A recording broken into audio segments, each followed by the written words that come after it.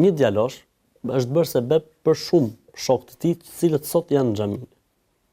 Dhe djaloshi nga që frekuentonte fen, has në një blokad, në një, si më thon, nga ana e familjes së tij, domethënë shumë rënd ndaj islamit. Derisa djaloshi e pa që tha po ndroj rrugë, si më thon, dhe ndroj rrugë, mirë po ndroj rrugë keq fare në ekstrem. Çfarë ndodhi? Jati i djalit më kërkon takim. Thot, a ka mundësi të bëjmë diçka që djali im t'i kthehet sërish xhamis? Ishte shumë mirë aty ku ishte. I thash, po kush është fajtori për këtë? Lëra, tha, se unë kam gjithë fajin.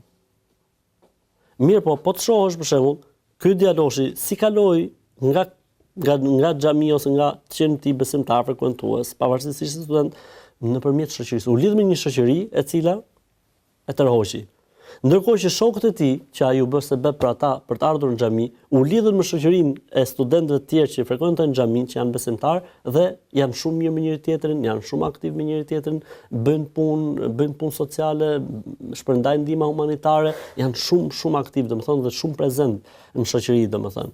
Pra, domethënë se çfarë bën shoqëria, se çfarë bën shoku i mirë ose shoku i keq. Në rastin e parë, ky ishte shoku i mirë për disa njerëz, të cilët vazhdojnë.